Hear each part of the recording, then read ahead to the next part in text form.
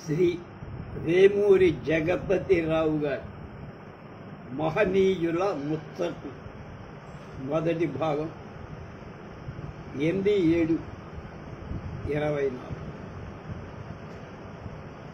ఆయన గురించిన చిన్న వివరణ. ప్రముఖ పత్రికా రచయిత శ్రీ వేమూరి జగపతిరావు వృత్తిరీత్యా వ్యవసాయదారు. బందర్ ఆంధ్ర జాతీయ కళాశాలలో BA వరకు చదివారు. హాబీగా పత్రికలకు వ్యాసాలు రాస్తూ ఉంటారు. వీరు గత 30 ఏళ్లుగా ఆంధ్రపత్రిక, ప్రభ, ఆంధ్రజ్యోతి, ఈనాడులకు అసంఖ్యాకంగా వ్యాసాలు.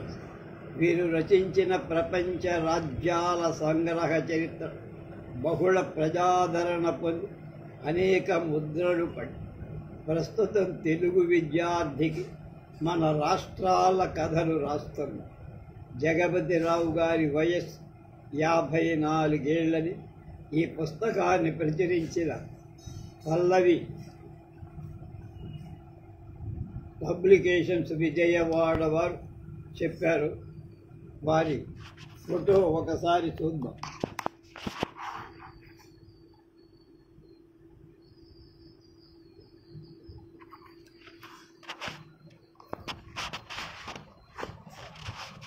మేము గుయ్యూరులో సాహితీ మండలి నిర్వహిస్తున్నప్పుడు ఆయన ఎలా తెలుసుకున్నారో నా పేరు తెలుసుకొని ఫోన్లో మాట్లాడుతూ ఉంటాం. చాలా కాలం జరిగింది. 1-2 సార్లు మా ఇంటికి కూడా వచ్చారు. ఆయన రాసిన పుస్తకాలు కట్టలు నాకు అప్పచెప్పి వెళ్ళారు. ఆ తర్వాత కొద్దేళ్లకే, సుమారుగా 10 ఏళ్ల క్రితం ఆయన చనిపోయినట్టుగా నాకు తెలిసింది. ఇక్కడే ఆంధ్ర మహావిష్ణువు ఉండేటువంటి శ్రీకాకుళానికి యువతల ఉన్న ఊరు, దాని పేరు కడియాల వెంకటేశ్వరరావు ఊరు.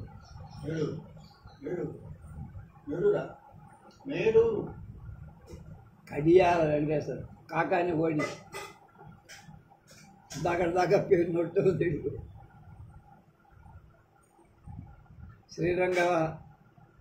శ్రీరంగపట్నం అవన్నీ అక్కడి పక్క కాదు, ఇంకా తీరుతారు కాదు, ఇంకోటి ఆయన ఆ పేరు జ్ఞాపకం లేదు. అక్కడ ఉండేవారు వ్యవసాయదారు. అసలు తెలుపుకే తెలుపుగా ఉన్నట్టుగా శుద్ధమైన మల్లు వస్త్రాలు తెల్లనివి ధరించి చాలా నిండుగా అందంగా మా ఇంటికి వచ్చి కాఫీ ఇస్తే కాఫీ తాగేవారు. అలాంటి వారితో గొప్ప స్నేహం. ఆయనే చెప్పారు, ఇవన్నీ నేను రాశానండి, నా పుస్తకాలు మీరు చదవాలని ఇచ్చారు. అందులో ఇవాళ ఈ మహనీయుల ముచ్చట్లు మనం ప్రారంభిస్తున్నాం.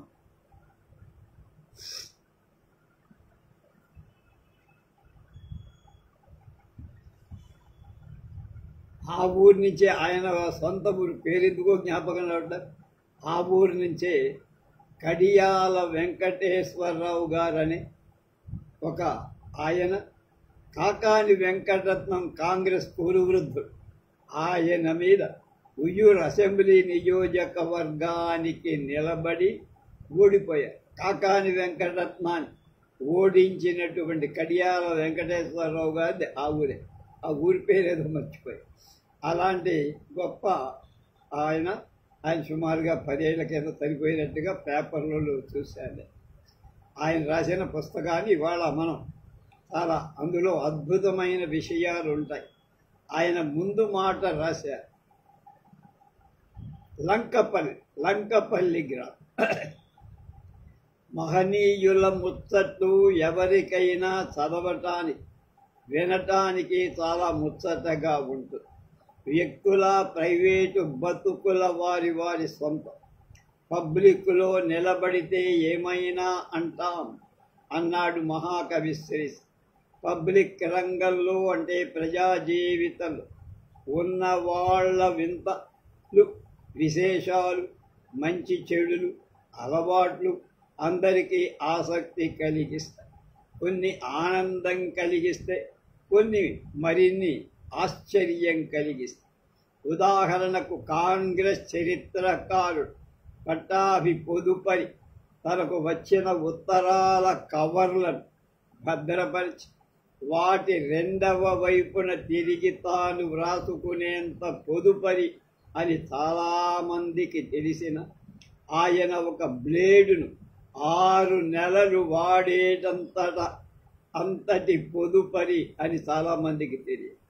ఆయన ఒకానొక సందర్భంలో దేశభక్త కొండా వెంకటప్పయ్య గారి ఎడ్ల బండి ఎక్కించి తోలేరని ఎంతమందికి తెలుసు. అలాగే ఆంధ్రరత్న దుగ్గిరాల గోపాలకృష్ణయ్య గారు రాజమండ్రిలో హిస్టరీ లెక్చరర్గా ఉన్న ఒక రోజున కాలేజీ గేటు దూకి వెళ్ళారని, ఎందుకు వెళ్ళారు అని ఎంతమందికి తెలుసు.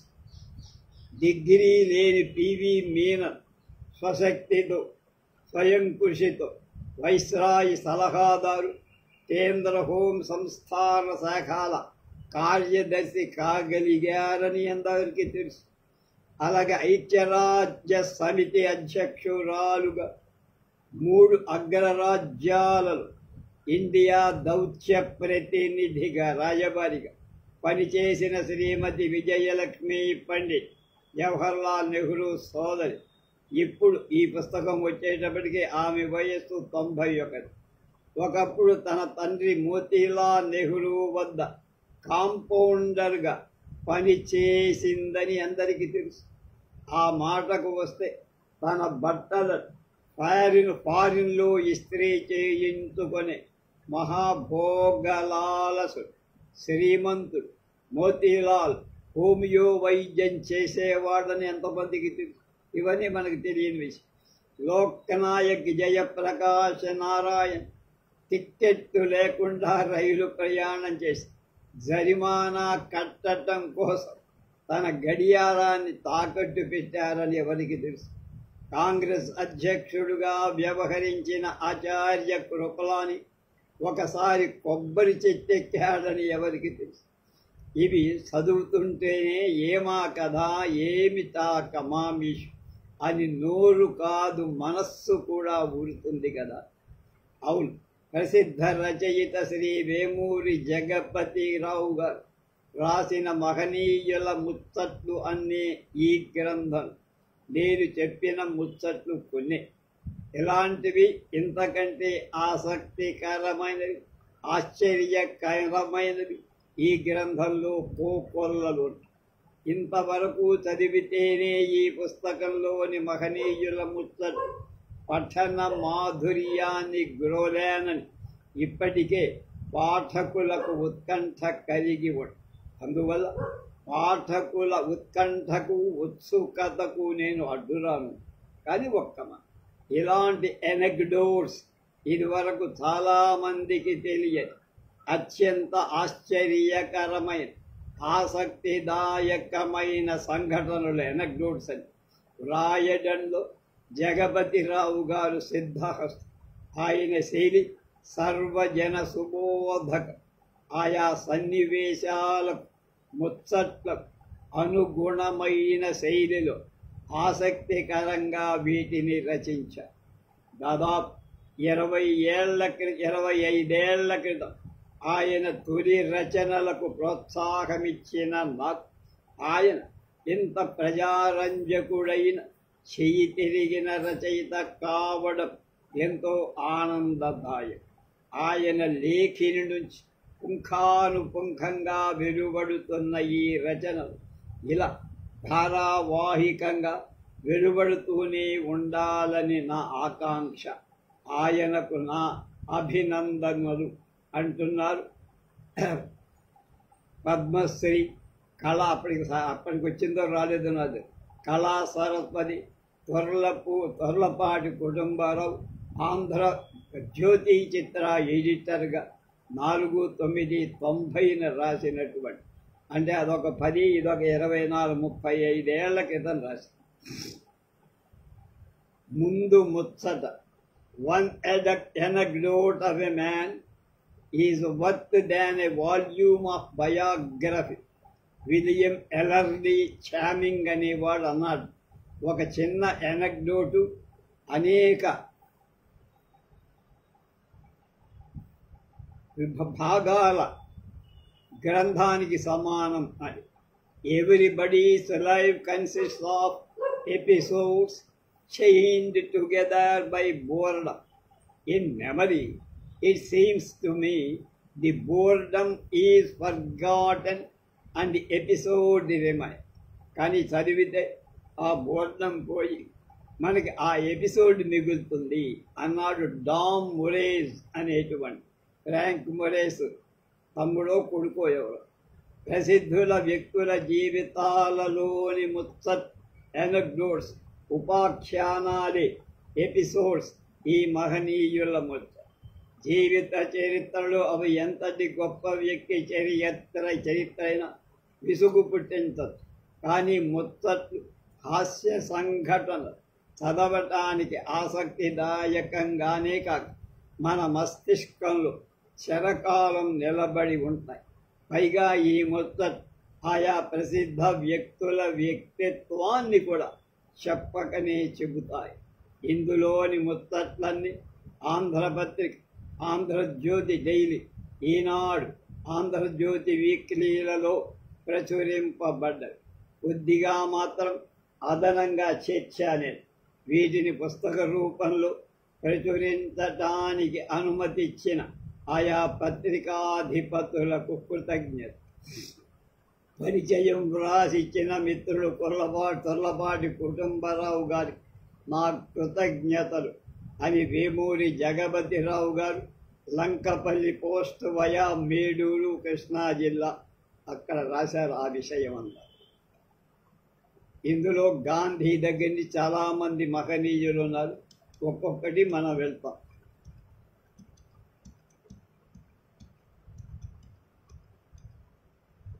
యాభై 54 మంది మహనీయుల ముచ్చట్లు చెప్పారు. ఒకటి మొదటి, ఎడం చేత్తో బ్యాడ్మింటన్ ఆడిన గాంధీజీ. రవి అస్తమించని బ్రిటిష్ సామ్రాజ్యాన్ని గడగడలాడించి ఏ ప్రభుత్వానికి, ఏ అధికారికి, మరే వ్యక్తికి లొంగక మరణమన్నా జైలన్నా భయపడని గాంధీజీ భార్యకు భయపడేవాడు. ఈ భయపడటానికి కొంత కారణం లోగడ కస్తూరిబా పట్ల అనుచితంగా తాను ప్రవర్తించి అందుకు పశ్చాత్తాప సూచకంగా కస్తూరిబా మాటకు ఎదురు చెప్పే ధైర్యం ఉండేది కాదు గాంధీకి. చేసిన శపథాన్ని కూడా వదులుకొని మేకపాలు పుచ్చుకోవటానికి కస్తూరిబా పట్టుదలే కాదు. ఆవిడ మాటను కాదని ఆమెను నొప్పించడం గాంధీకి ఎంత మాత్రం ఇష్టం ఉండేది. ఇదివరకే కస్తూర్బాను అనేక హింసలకు గురి చేసి రాచి రంపాన పెట్టానని తాను బాధపడుతూ ఉండేవారు గాని ఇక ఎంత మాత్రం ఆవిడకు ఇష్టం లేని పని చేసి నొప్పించడం గాంధీకి ఏమాత్రం ఇష్టం. అంత మాత్రం చేత కస్తూరిబా గాంధీజీ మాటలను తిరస్కరించిందని కాదు. భారత స్త్రీగా భర్తను అనుసరించి ఉండటమే ఆమె ధ్యేయం. పోతే గాంధీజీ ఆరోగ్య విషయాలను ఆమె కొంత స్వాతంత్ర్యాన్ని, చనువును తీసుకుంది. ఇది ఆమె ధర్మం కూడా. కానీ గాంధీ మాత్రం ఆవిడ ఎదుట భయపడుతూనే ఉండేవారు. బాపూజీ అంట్లు తోమట. బాపూజీ వార్ధాలో ఉన్నప్పుడు జరిగిన సంఘటన. ఆశ్రమవాసులంతా వంతుల ప్రకారం వంట పని చెయ్యాలని ఒక నియమం. ఆ నియమం ప్రకారం ఒక రోజున బాపూజీ కుమారప్పలకు అంట్లు తోమే పని వచ్చేసి కుమారప్పని ఉండేవారు. ఈ విధంగానే అంట్లు తోముతున్నారు. కస్తూరిబాకు ఈ విషయం తెలిసి గబగబా వాళ్ళ దగ్గరకు వచ్చి, మీ ఇద్దరకు వేరే పనేం లేదా? ప్రజాకార్యాలు అనేకం మీకోసం ఎదురు చూస్తుండగా ఈ చిల్లర పనులు అంటుతోమటం ఏమిటి, రండి అని అడ్డు పెట్టింది. గాంధీజీ ఆ మాటలు లెక్క చేయకుండా నవ్వుకుంటూ పాత్రలు శుభ్రపరిచే పనిలో నిమగ్నమైపోయారు. కస్తూరిబా కోపం తెచ్చుకొని గాంధీజీ తోమే గిన్నె లాక్కుంది. తోమటానికి ఉపయోగించే కొబ్బరి పీచు మాత్రం బాపూజీ చేతిలో మిగిలిపోయి. బాపూజీ నవ్వుతూ కుమారప్ప వైపు చూస్తూ, ఏమప్పా కుమారప్ప, నువ్వు నిజంగా అదృష్టవంతుడయ్యా. నాలాగా నీకు భార్య లేదు కదా. నీ మీద ఈ విధంగా పెత్తనం చెలాయించటానికి గృహస్థ ధర్మం ప్రకారం ఆవిడను అనుసరించటం కంటే నాకు వేరొక మార్గం లేదు కదా. ఇక మా ఆవిడ నన్ను ఎలాగూ అంట్లు తోమనియ. నువ్వు కస్తూరిబా మిగతా అంట్లు తోమి రండి. ఈ విధంగా నిన్ను ఒక్కడినే చేసి వెళ్ళిపోతున్నందుకు క్షమిస్తావనుకుంటా అని హాస్యోక్తిగా పలుకు చేతులు కాళ్ళు కడుక్కొని అక్కడి నుంచి బాపూజీ వెళ్ళిపోయారు. బాపూజీ రెండవ రౌండ్ టేబుల్ సమావేశాన్ని లండన్ వెళ్ళినప్పుడు కింగ్స్వే హాల్లో మకాం చేశారు. ఈ సందర్భంగా గాంధీజీ లండన్లో దాదాపు 3 నెలలు ఉండాల్సి వచ్చింది.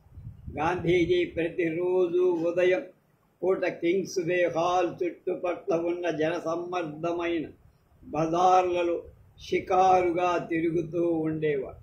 గాంధీని చూడటంతోనే అనేక మంది స్త్రీ పురుషులు ఆయన్ను అభినందించేవారు. కొంతమంది గాంధీజీతో సంభాషణకు దిగేవారు. ఇంకా కొంతమంది బాపును తమ ఇళ్లకు రమ్మని ఆహ్వానించేవారు. పిల్లలు గాంధీ మామయ్య, గాంధీ అంకుల్ అని పిలుస్తూ బాపూజీ చేయి పట్టుకొని నడిపించే. వారిలో ఒక కొంటె కృష్ణయ్య ఒకసారి మామూలుగా పంచె మోకాళ్లపైకి కట్టుకున్న గాంధీని చూసి, ఏ గాంధీ, నీ లాగు చొక్కా ఎక్కడా అని ప్రశ్నించటంతో గాంధీజీ కూడా మూసి నవ్వులతో వెరగబడి నవ్వారు.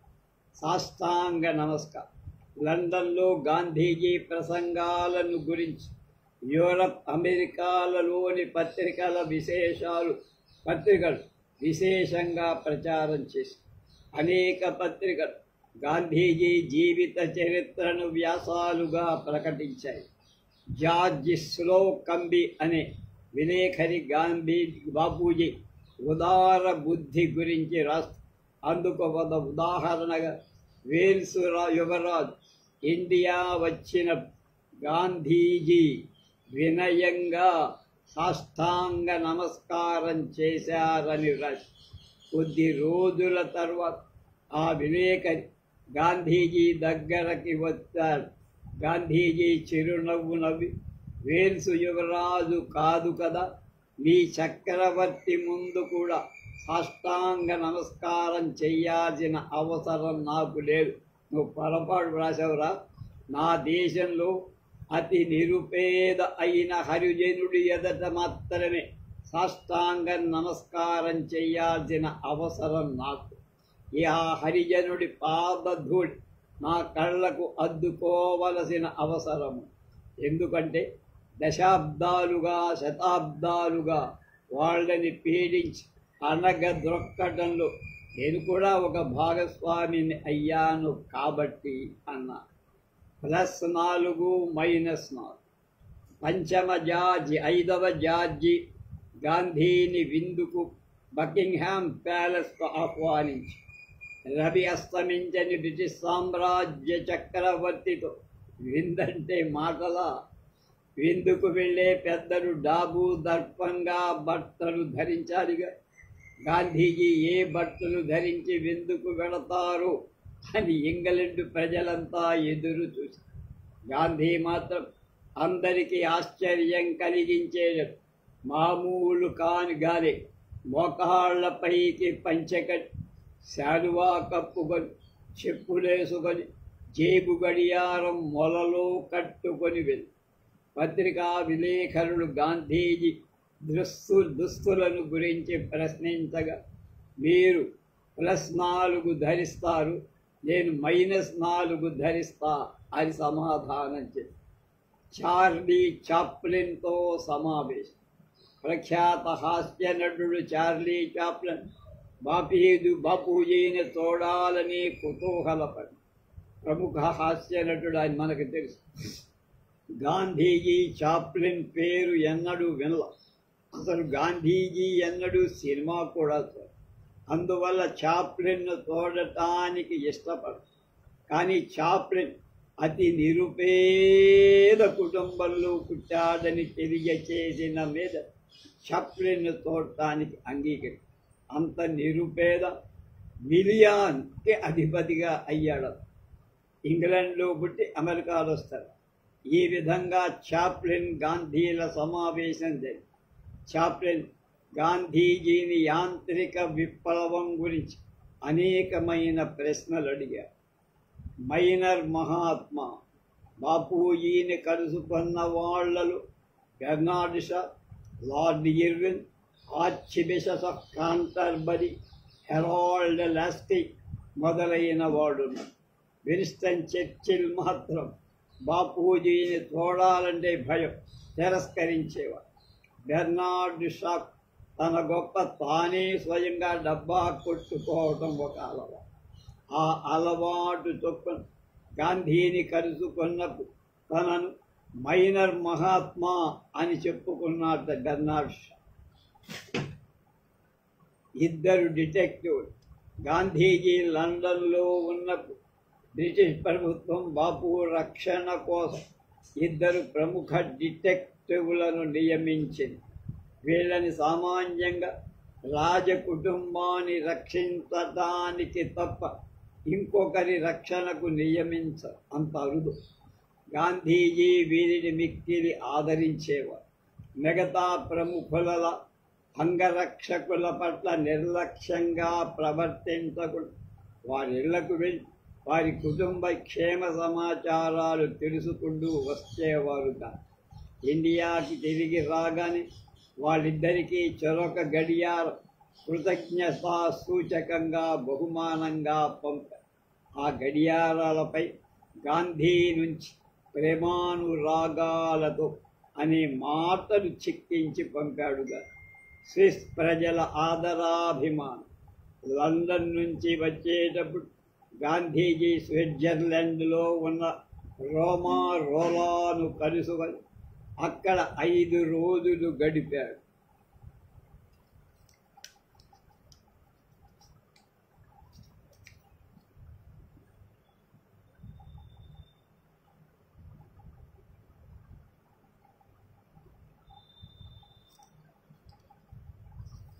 గాంధీజీ వచ్చే ముందు రోమా రోలాకు అసంఖ్యాకమైన ఉత్తరాలు వచ్చి ఒక ఇటాలియన్ వ్యక్తి జాతీయ లాటరీలో ఏ నంబరు గల టిక్కెట్ నెగ్గుతుందో తెలుసుకో గోరుతూ ఉత్తరం రాశారు.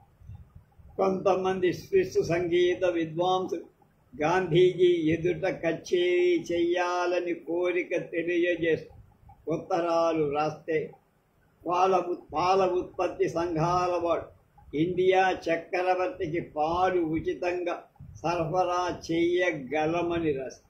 పత్రికా రచయితలు గాంధీజీ సమాధానాల కోసం అనేక ప్రశ్నలు పంపారు.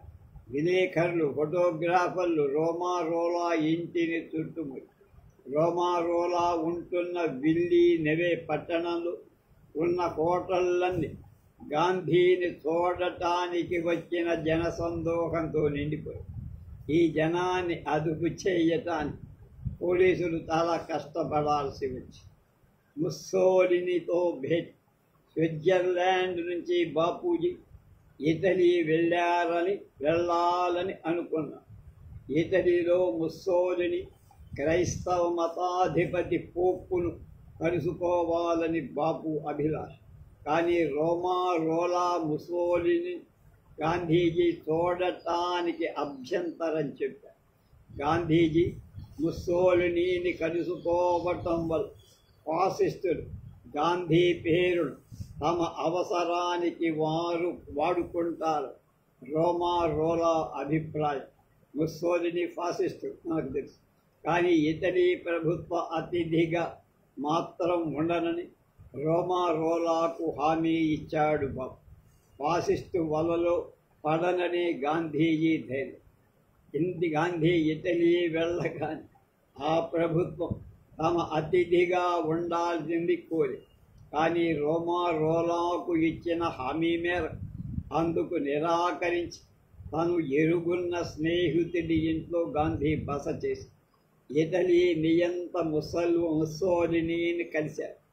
సమావేశం 10-15 నిమిషాలు జరిగింది. తర్వాత గాంధీజీ ముస్సోలిని గురించి మాట్లాడుతూ, ముస్సోలిని కళ్ళు పిల్లి కళ్ళులాగా ఉంటాయి.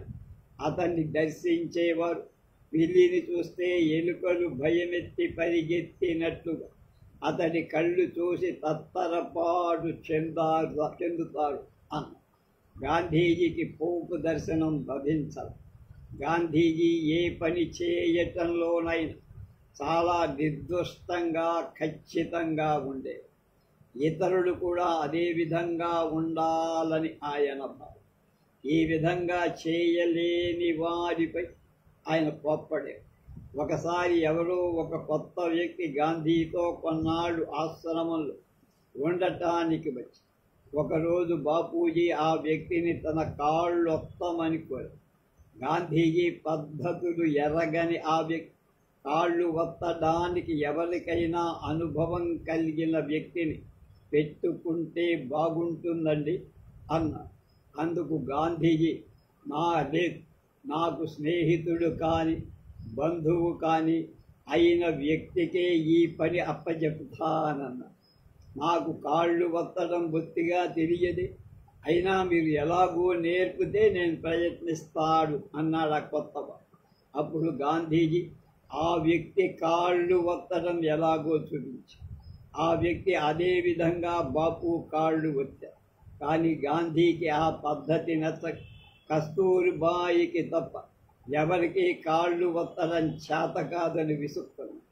తరువాత ఆ వ్యక్తి కస్తూరిబాయిని కలుసుకొని, ఇంతకాలం నుంచి మీరు గాంధీతో ఎలా వేగుతున్నారండి అని ప్రశ్నిస్తే, కస్తూరిబాయి నవ్వి పక్కున, బాపూజీ వద్ద చాలా జాగ్రత్తగా మసలుకోవాలి నాయన, ఏమాత్రం లోటుపాట్లు వచ్చినా ఆయన సహించలే. బాపూజీ కుడి ఎడమ అనే భేదం లేక ఏ చేతితోనైనా అవలీలగా రాసేవారు. మనం ఎడమ నుంచి కుడికి రాస్తాం, ఆయన కుడి నుంచి ఎడమకు కూడా రాయగా. అయితే ఆయన దస్తూరి అంత అందంగా ఉండేది కాదు, అందరికీ అర్థమయ్యేది కాదు. దస్తూరి మెరుగుపరుచుకోమని కొంత ప్రయత్నం చేశారు, కానీ అదేం సాధ్యంగా. బాపు చనిపోయే వరకు అనేక భాషలు నేర్చుకోవటానికి కృషి చేస్తూనే ఉంది. చనిపోవటానికి కొద్ది రోజుల ముందు కూడా ఆబా గాంధీ వద్ద బెంగాలీ నేర్చారు. బాపూజీ 10 భాషలలో సంతకం చెయ్యగలిగిన వాడయ్యారు. విదేశాల నుండి గాంధీకి వచ్చే ఉత్తరాలు కొన్నింటిపై చిరునామా ఇలా ఉండేది: Mahatma Gandhi, care of Gandhi jail, India. మరికొన్ని ఉత్తరాలపై గాంధీజీ బొమ్మ వేసి కేవలం ఇండియా అని మాత్రం చిరునామా అడ్రస్ రాశారు. వీటన్నిటిని పోస్టల్ అధికారులు జాగ్రత్తగా గాంధీ గారు ఎక్కడ ఉన్నా అక్కడికి అందజేశారు. ఎక్కువ పని తక్కువ తిని గాంధీజీ తన ఆహారం విషయంలో చాలా జాగ్రత్తగా ఉండే. తన శరీరానికి ఎన్ని క్యాలరీలు కావాలో అన్ని క్యాలరీలను సమకూర్చుకునే ఆకారాన్ని మాత్రమే తినే. అంతకు మెచ్చి ఒక్క ముద్ద కూడా ఎక్కువ తినేవారు. అంతేకాదు, ఎక్కువ శ్రమ చేసిన తక్కువ ఆహారం తీసుకోవాలని ఆయన నియమంగా ఉండే. గాంధీజీ చేయని పని లేదు. వంట చేసేవాడు, బట్టలు కుట్టేవాడు, ఇల్లు ఊడ్చేవాడు, వడ్రంగి పని, చెప్పులు కొట్టడం చేసేవాడు. గాంధీజీ అనేక రకాల వంటకాలు కూడా చేసి అనేక రకాల కూరలు వండేవాడు. ఆయన స్వయంగా కుట్టిన చెప్పులు ఒక జత జనరల్ స్మట్స్, దక్షిణాఫ్రికా ప్రెసిడెంట్, అతనికి బహుకరించారు. బాపూజీ ప్రతిరోజు గడ్డం స్వయంగానే చేసుకునేవాడు. అద్దం కూడా లేకుండా రేజర్తో చేసుకోవటం ఒక విషయం. అప్పుడప్పుడు మనూబెన్ గాంధీ కూడా బాపుకి గడ్డం చేసే. ఒకసారి మను గాంధీని మౌంట్ బాటన్ దంపతులకు పరిచయం చేస్తూ, ఈ పిల్ల నాకు సబ్బు రుద్దకుండా కూడా గడ్డం చేస్తూ ఉంటే హాయిగా గడ్డం చేస్తున్నంతసేపు నిద్రపోతూ ఉంటానన్నారు. రైలు, ఓడ, చిన్నకారు, సైకిల్, పడవ, రిక్షా, ఒంటె మొదలై అన్ని రకాల ప్రయాణ సాధనాలపై ప్రయాణించారు గాంధీ. ఎప్పుడు విమానం ఎక్కల. వార్ధా ఆశ్రమం మీదుగా ఎన్నడైనా విమానం వెళుతూ ఉంటే గాంధీ బయటికి వచ్చి వింతగా చూస్తూ ఉండేవాడట. గాంధీజీ మొట్టమొదటిగా చూసిన సినిమా మిషన్ టు మాస్కో అనబడు. అయితే ఈ సినిమా ఆయనకు నచ్చల. తర్వాత ఒకసారి గాంధీజీ రామరాజ్యం అని ఇంకొక సినిమా చూశారు. ఎడం చేత్తో బ్యాడ్మింటన్, అసలు హెడ్డింగ్ ఇది. అవి గాంధీ పూనాలు ఆగాఖాన్ ప్యాలెస్లు బందీగా ఉన్నారు. శ్రీమతి సరోజినీ నాయుడు మొదలైన కాంగ్రెస్ నాయకులు కూడా అక్కడే ఖైదీలుగా ఉన్నారు. ఆ రోజు బాపూజీ జన్మదినం కావడంతో ప్యాలెస్లో ఉన్న కాంగ్రెస్ నాయకులంతా ఎంతో సంబరంగా గాంధీజీ జన్మదినోత్సవం జరిపారు. ఆ సందర్భంగా ఆ సాయంత్రం ఆటల పోటీలు జరిగాయి. శ్రీమతి సరోజినీ నాయుడు తదితరులు బ్యాడ్మింటన్ ఆడుతారు. ఆట ఆసక్తిగా చూస్తూ కూర్చున్న గాంధీతో, బాపూజీ మీరు కూడా బ్యాడ్మింటన్ ఆడతారా అన్నారు. అందుకాయన ఒకంత గర్వంగా ఈ మాత్రం ఆట ఆడలేనా అంటూ ఓ ఆటగాడి చేతిలో బ్యాట్ తీసు. నిజానికి ఆయనకు అంతకు ముందెప్పుడు బ్యాట్ పుచ్చుకున్న అనుభవం లేదు. శ్రీమతి సరోజినీ నాయుడు తన అలవాటు చొప్పున ఎడమ చేత్తో బ్యాట్ పుచ్చుకొని సర్వీస్ ప్రారంభిస్తే గాంధీ కూడా ఎడమ చేత్తోనే ఆడాలి కాబోలనుకొని ఎడం చేత్తో బ్యాట్ పుచ్చుకొని బాల్ అందుకోపోయా. చుట్టూ కూర్చున్న వాళ్ళంతా అది చూసి పగలబడి నవ్వారు. తన పొరపాటు గ్రహించిన బాపూజీ తన అమాయకత్వాన్ని బయటపడనీకుండా, ఏమిటలా పిచ్చిగా నవ్వుతారు, నేను కావాలనే ఎడం చేత్తో ఆడుతాను, ఆడవాళ్లతో ఆడేందుకు కుడి చెయ్యేందుకయ్యా అన్నారు సమయస్ఫూర్తి. గాంధీజీ సమయస్ఫూర్తి అక్కడి వాళ్ళంతా మరోసారి నవ్వారు.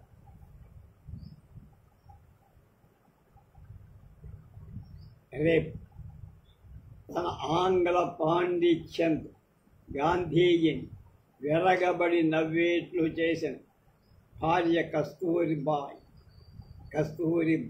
గాంధీ.